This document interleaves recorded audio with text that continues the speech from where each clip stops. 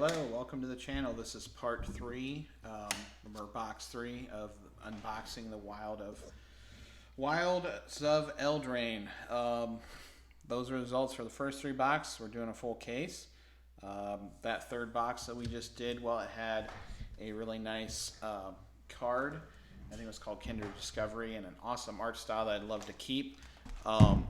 It's not going to be possible because, we're trying to keep as much money in the store, and we were figuring on basically breaking even and maybe turning a slight profit on this case, so that won't be an option. But, I do need to start somewhere, and, it's just unfortunate that box is pretty crappy. Unfortunately, I didn't look at the right EV for this set, so, oh well, that's okay. Hopefully this one is a little bit closer to that first box. We'll see. Definitely don't want too many more of those Lobby ones, though.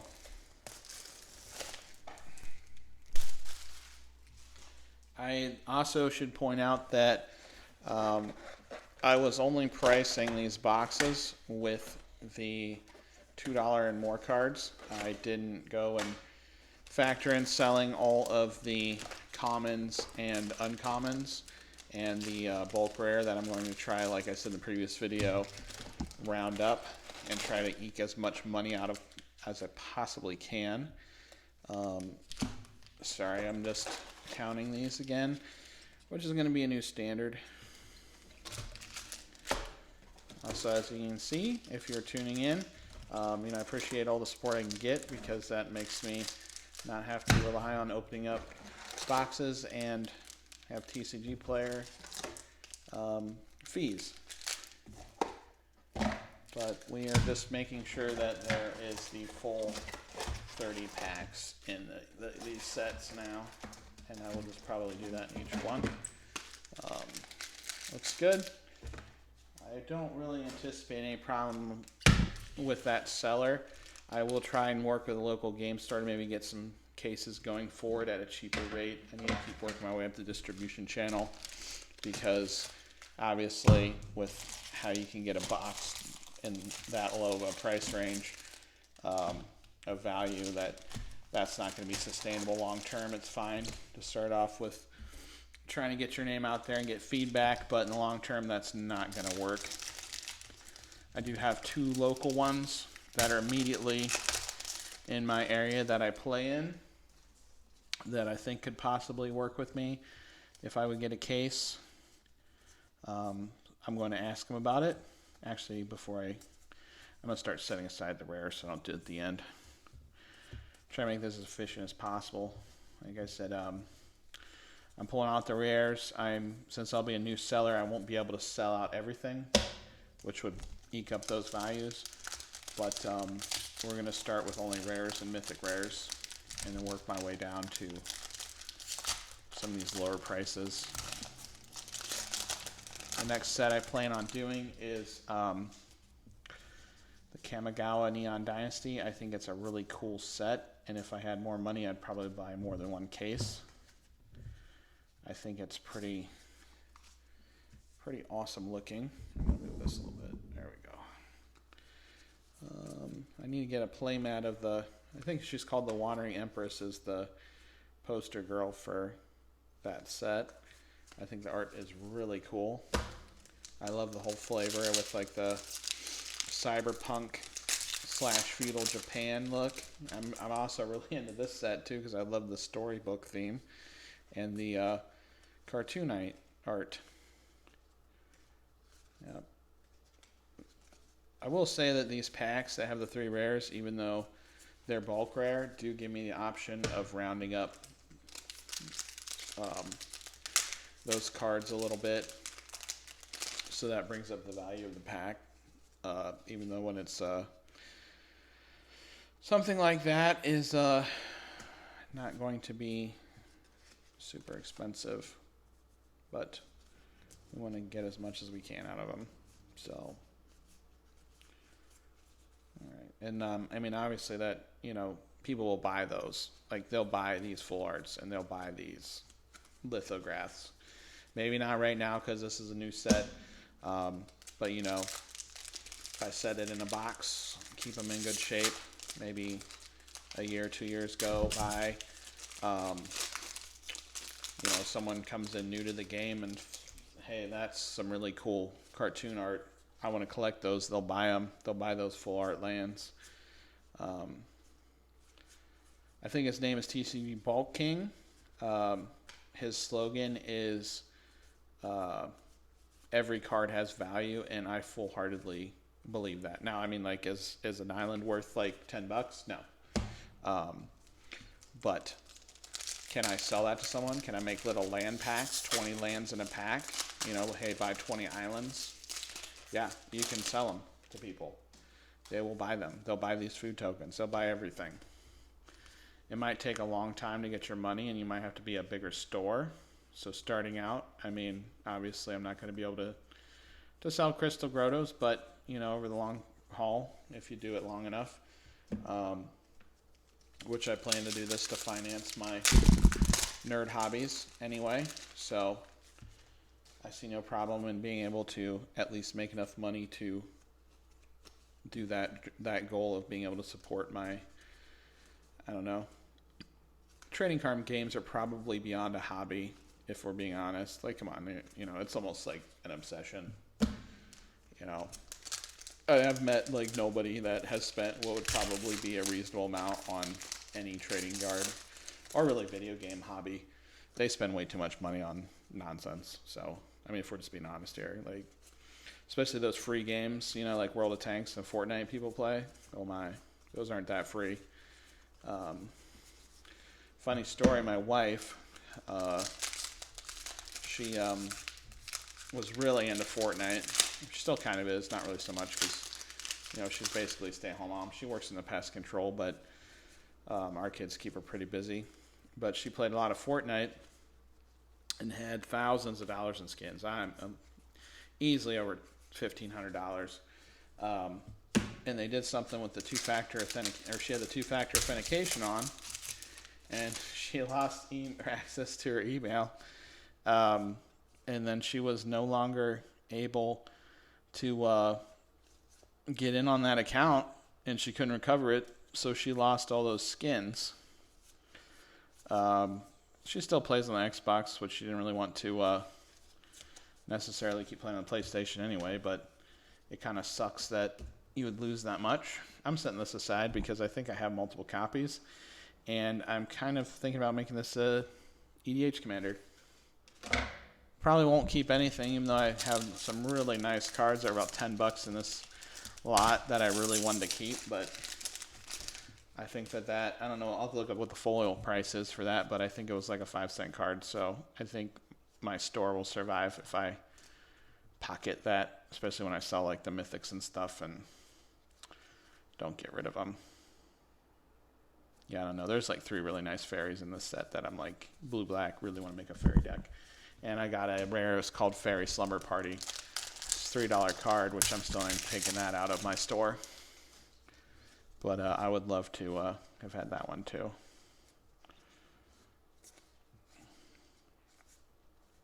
So I guess that, you know, that's a lesson to you about not putting too much money into something. You know, I guess if you had $10,000 of Magic cards, your house could burn down. So, I don't know. We'll still probably keep spending money on these games, let's be honest, though.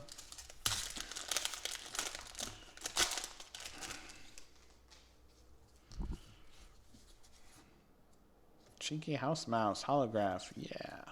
He definitely needs to be involved in a deck, because he's a cheeky little fella.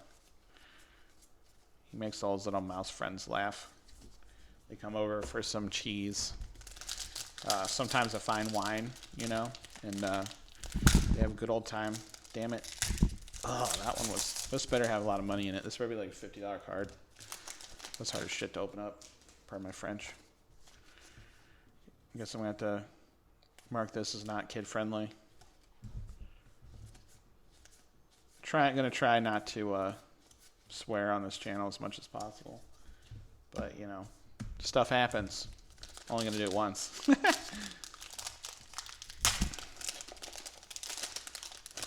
Man, these packs don't want to rip open.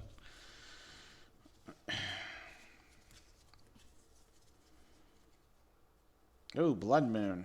Heck yeah. That's probably worth a few bucks right there. Probably, I don't know. They've reprinted it so much it's probably like $5, but I guarantee you that's some money right there. Gotta be.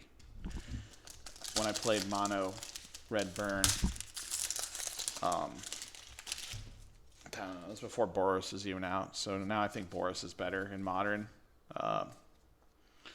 But I did run Blood Moon on the sideboard. It made quite a few people, Cobblade people. It made them mad, to say the least.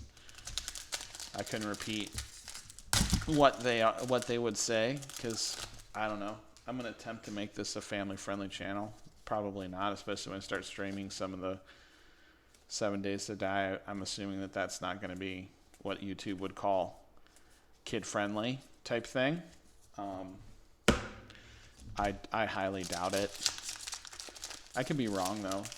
I don't know. These kids. Wow, indestructible pack. This one's like from the vault. It's got a cool art card if nothing else. I don't know if those other ones are signed like that or not. 2281. I don't know. Like I said previously, I will collect for sure all of those. Those are definitely not going to get sold in the store. I want at least a full set of those for myself. I think they're amazing. I'm going to probably get some kind of little like frame and put them in the wall because not every video is going to be just my hands.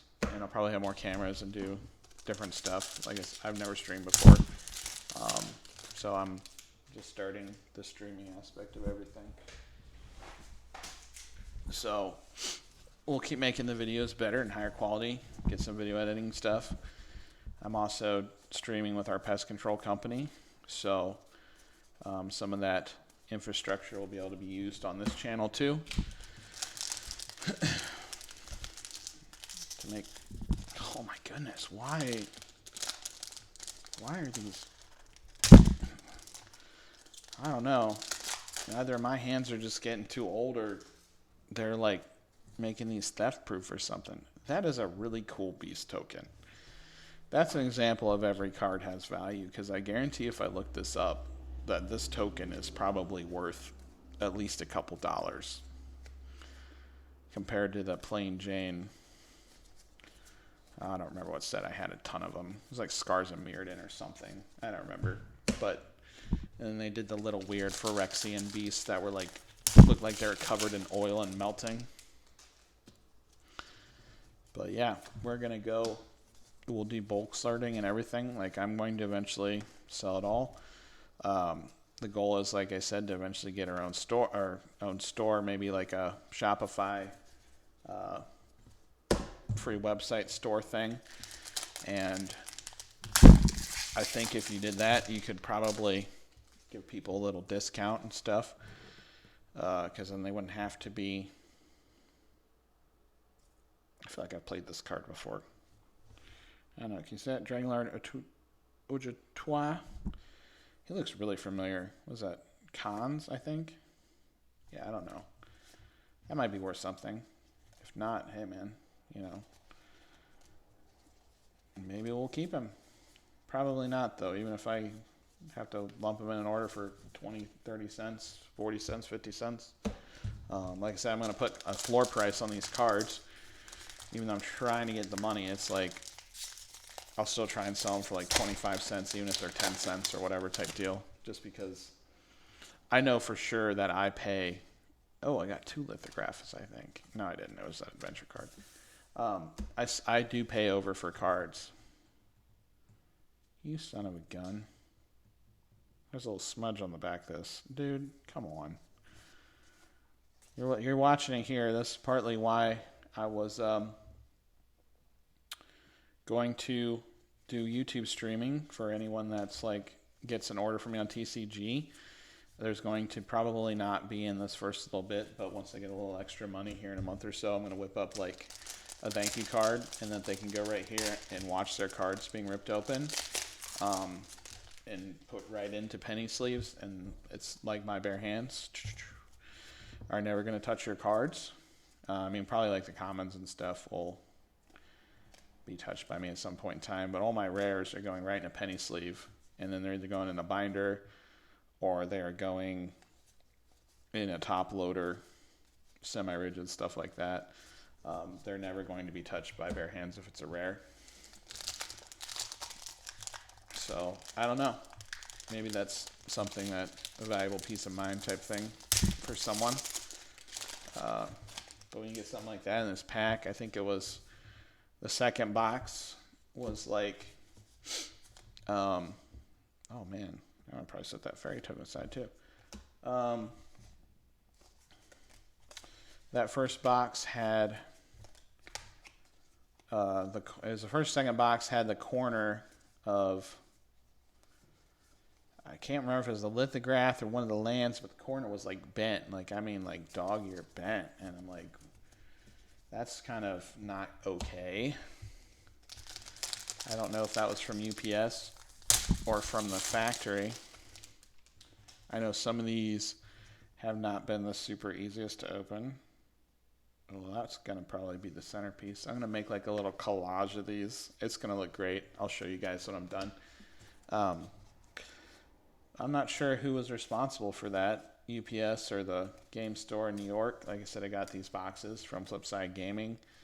That one box was a dud, but the other ones I feel like have been fairly decent, so I wouldn't probably accuse them of anything that wasn't, above board.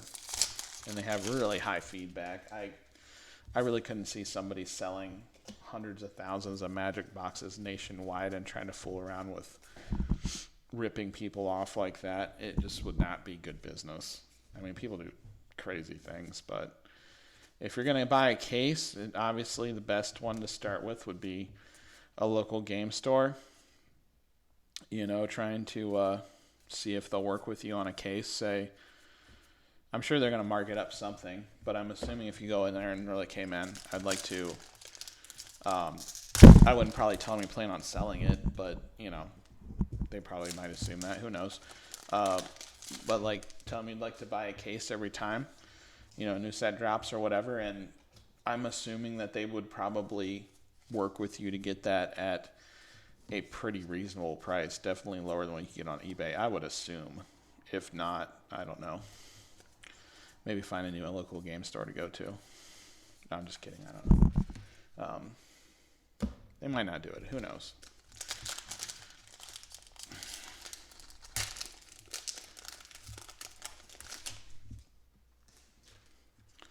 What is that?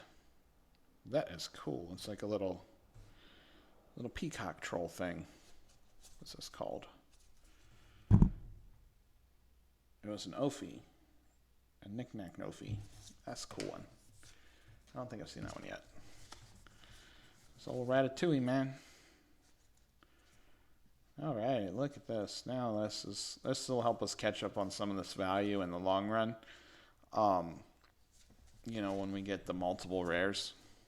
Like, they're probably not great looking rares. I think it was a 3-drop could be worth some money.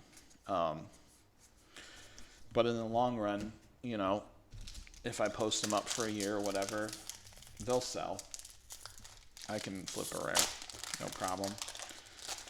And once my collection grows and gets bigger, I'll just have to probably buy list them or something. So I'll get some money out of them one day. Take them to my local gaming stores, trade them in, get like some, I don't even know if he's a thing anymore, but Jace the Mind Sculptor or whatever, and take those to sell them. I'm sure that they'd probably give me something for the bulk rares, but I don't know. This looks like there could be a couple winners in here.